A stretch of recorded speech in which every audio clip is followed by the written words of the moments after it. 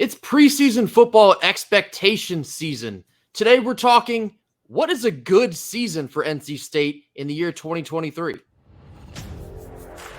You are Locked On Wolfpack, your daily podcast on the NC State Wolfpack, part of the Locked On Podcast Network, your team every day.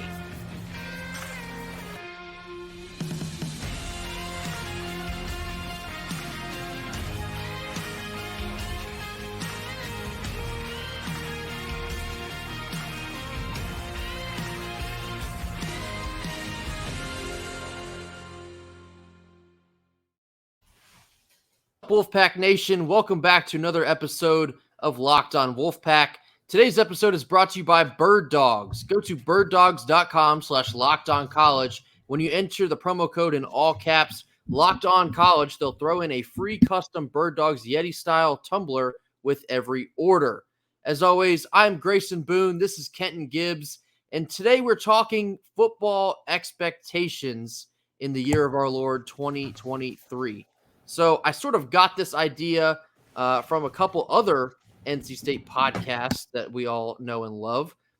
This poll in particular was posted by the Two-Man Wolfpack podcast, and I think there's a lot of discussion still kind of left on the table to be had here. But the original tweet here reads, what would you consider a, quote, good year for NC State in football this season? This team is talented, but taking into account the replacing some key defensive starters, bringing in a new offensive coordinator, and including a new starting quarterback, what would you rate a good season? And they listed 4 options here in the poll. The options were just making a bowl, 7 to 8 wins, 9+ wins, or simply no hope for this year.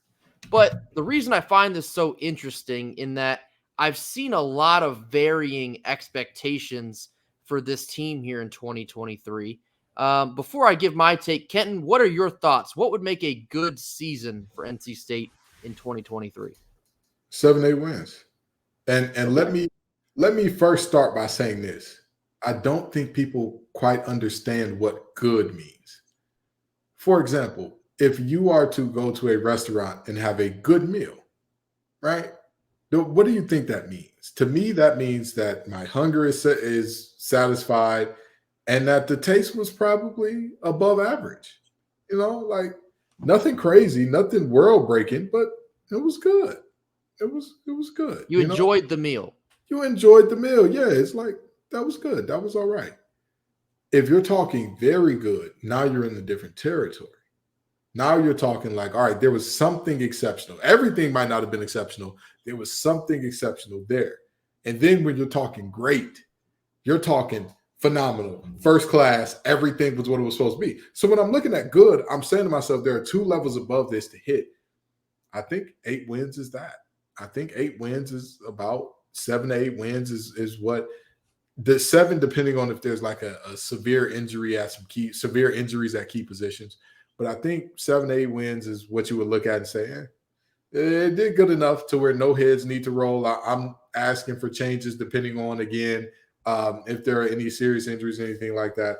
But for this team and what they're replacing, I don't think that people are giving a lot of credence to how difficult some of the things they are replacing were. Replacing Grant Gibson, who the offensive line looked disheveled, discombobulated, and confused without. Don't get me wrong, you've had an entire offseason without him now, so you should be better. But still, replacing a guy like that is never easy. Replacing a guy that's all up and through the NC State receiving book. Thayer Thomas went from a walk-on to running through the receiving history books at NC State like a Tomb Raider. Okay? And so replacing him, not going to be easy. Who was the second leading receiver last year? Devin Carter. Replacing him. You know, I mean, that's a little easier of a task to do, but even still, you're replacing your 1 and your 2 from last year. And then you go to the defensive side where you replace a good amount of talent as well. If you can get 7 to 8 wins out of that, I'm looking at you and saying, you did your job. You did enough to where I'm like, this is good. This is good. This is above what I would say like it's completely meh, because I think completely meh would be 6 wins. Making a bowl, losing a bowl. I think that's meh. I think that's average. I think that's, I think things could have been better, could have been worse, whatever. But I think 7-8 is a good spot. Yeah, I mean, finishing at 6 wins is the literal definition of meh, as that is Right. 500, which is mediocre there.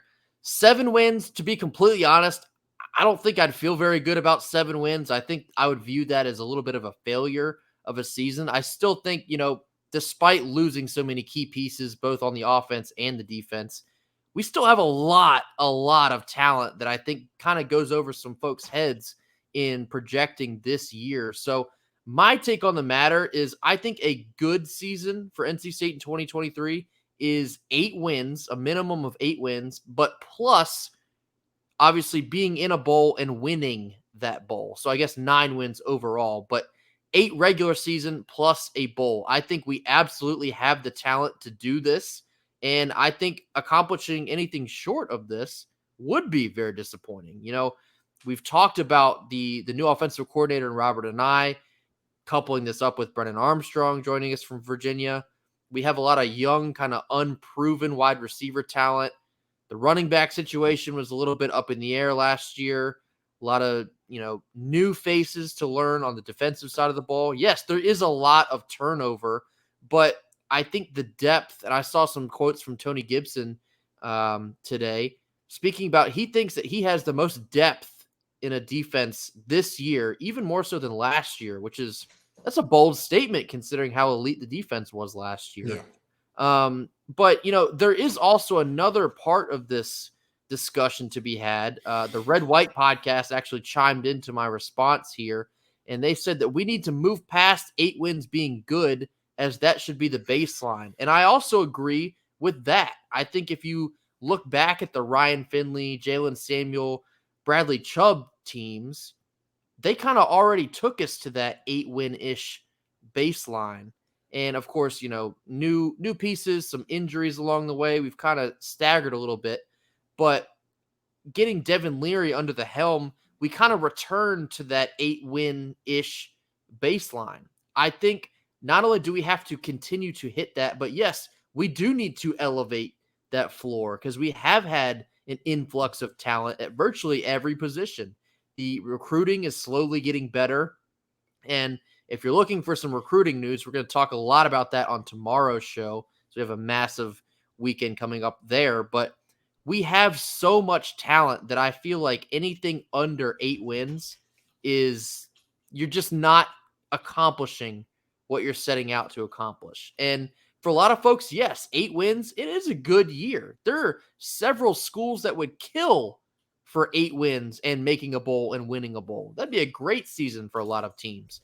Right. But there are a large contingent of folks that are starting to look at 8 wins as mediocrity. I don't think it's that, but you reach a point where you're consistently hitting 7-8 wins. Yeah, you want more. You get hungry for more. And I think we've arrived there. But for this team here in 2023, I think 8 wins plus a bowl, I think that's a pretty good season. All right. So let me ask you a question, Grayson. How many FBS teams are there? Total? Oh, geez. Pulled a fast one on me. What's the number? Just give me a ballpark of what you think.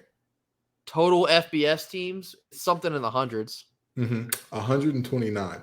There it is. Now, of 129 teams, I want you to think as hard as you can about this. How many schools, if you win 8 games a season for, let's say, a decade, maybe longer, a decade and a half, they won't build you a statue and name the stadium after you? Or at minimum, you would never lose your job there. How many schools do you think fall into that criteria? I think that's a very small window. I'd say maybe like 10 to 15% of that 129. I'd say that many is the number that if you do that, they won't build you those things and they won't do all those good things for you. I'd say of all of the teams, you have maybe 15, possibly 20, depending. 20 is aggressive. 20 is aggressive because with what we've seen out of some of these teams recently, you cannot tell me that I don't care how good you are historically. Nebraska knows if you win us 8 games a year, we're going to shut up and be happy now. I don't care what school you or what your team was historically. There are lots of schools that 8 wins is just enough. And I'm not saying that to say, well, NC State should be happy being in that group. What I am saying is this. Those schools realize it's hard to do. And even beyond that, I'm a person who believes that once a quarterback has a full year of starting, and once he identifies his wide receiver number one and maybe even a number two, then you can really get something cracking in today's game.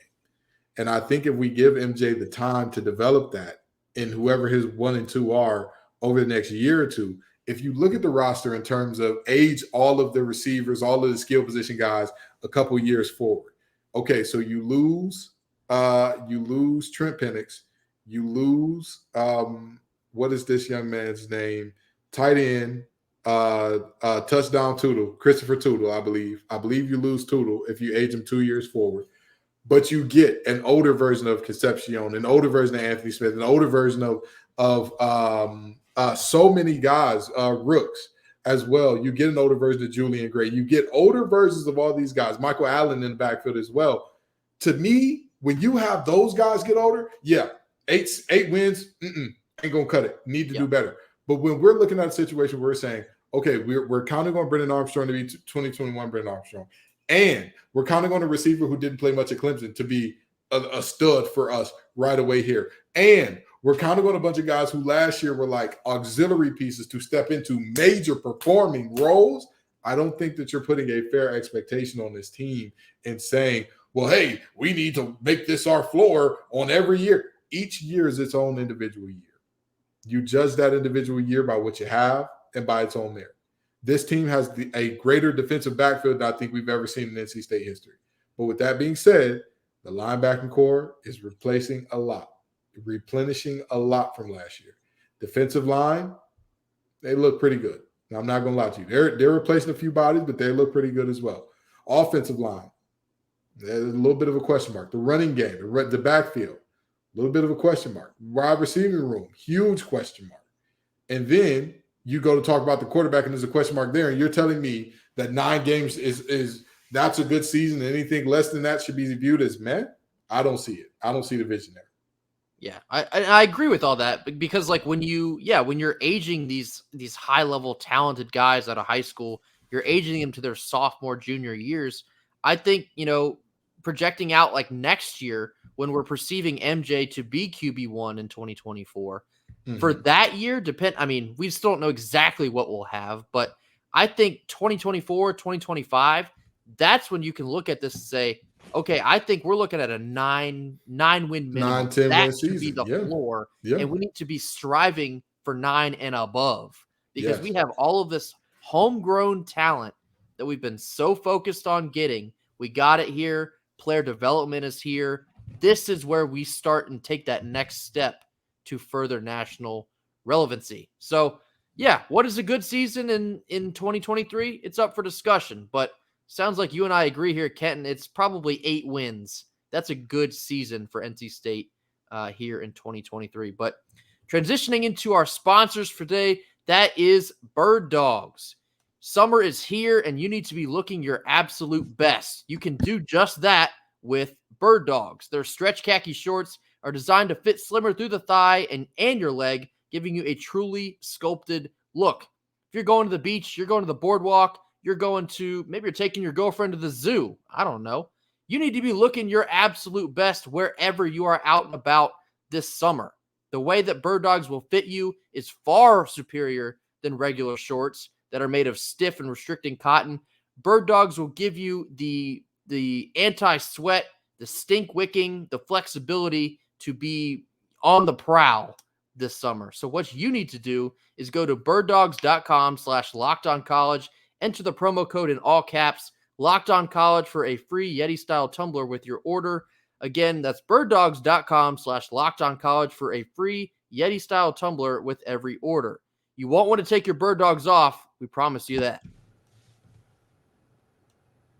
So, Kenton, this next segment, this is sort of brought to us by the folks at Locked On. How this happened was we took a poll. Each conference, every team per se in that conference, took polls on several different categories, such as top football programs in the ACC, top football coaches in the ACC, so on and so forth. The one that we're going to focus on here today is the top 5 football programs in the ACC, because I have some thoughts on it here. So number 1, obviously we have Clemson. I'm not going to debate you there. I think that is well earned, well deserved. It is what it is, as much as we want to grit our teeth about this. Number 2, Florida State. Of course, I believe this graphic is to be perceived in the year 2023, not just all time, not just last 5 years. We're taking this for this year in 2023.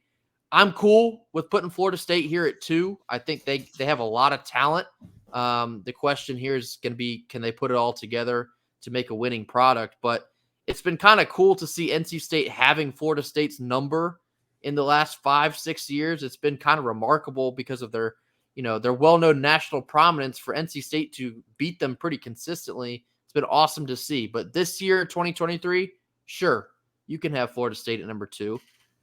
Here's where we have some beef. This will probably not come as a surprise to some folks. They have North Carolina listed at 3.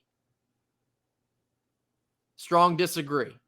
I don't know how you can put them at 3 other than just the national media is consistently gushing about the Tar Heel Blue. They wear Jordan brand uniforms. Drake May's their quarterback.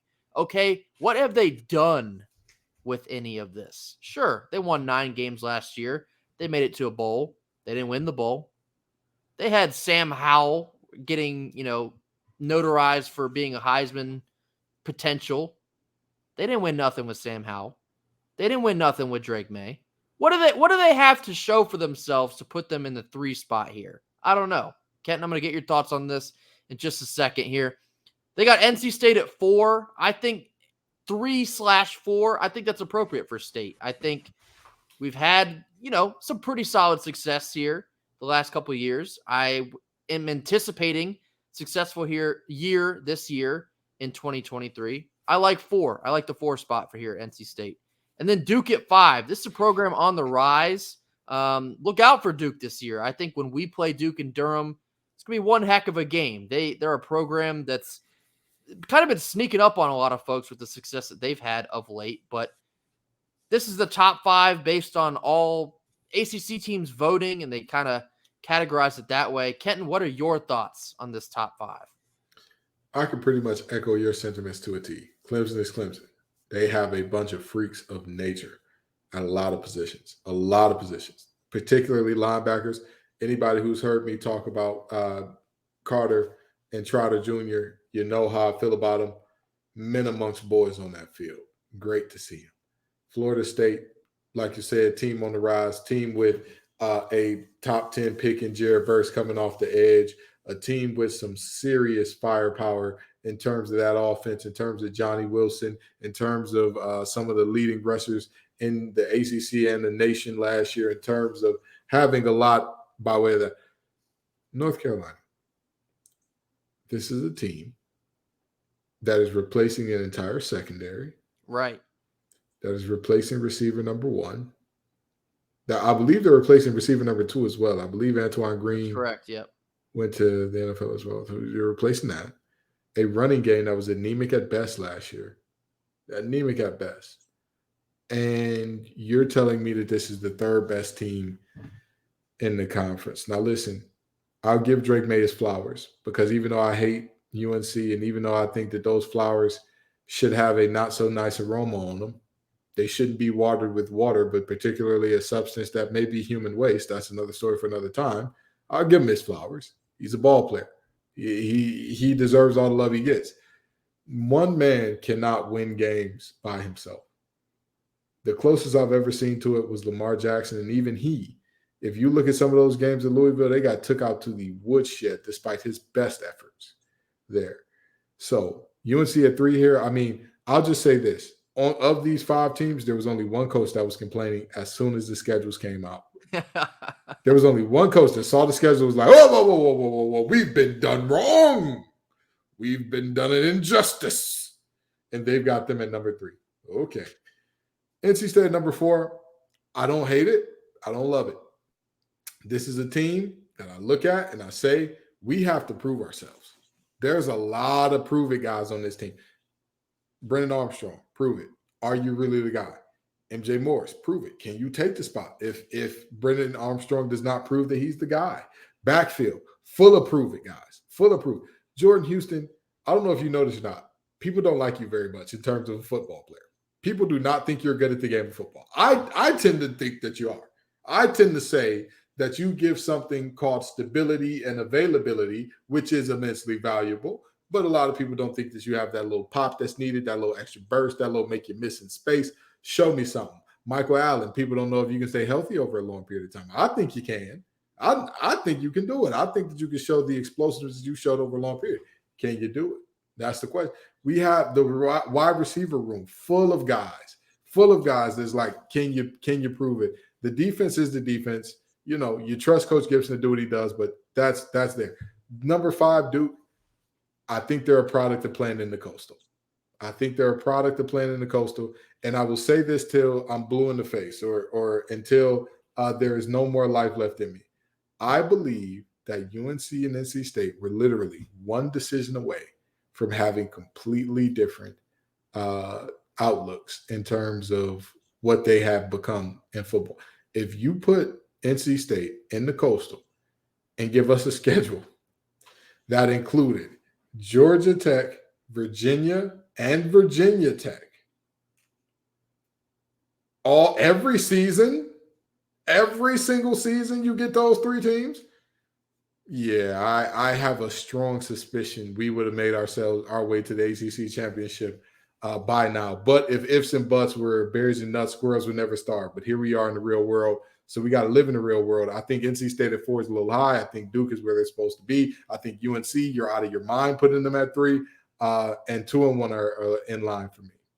You know, it's interesting, especially this year, because you're going to see the ACC without those divisions. There is no longer a Coastal or an Atlantic. And so these teams like a Duke or like a UNC, yeah, now you're going to have to prove it. You've been talking that talk from the Coastal side of the ACC saying, oh yeah, we're a strong ACC team. We're pulling our weight over here.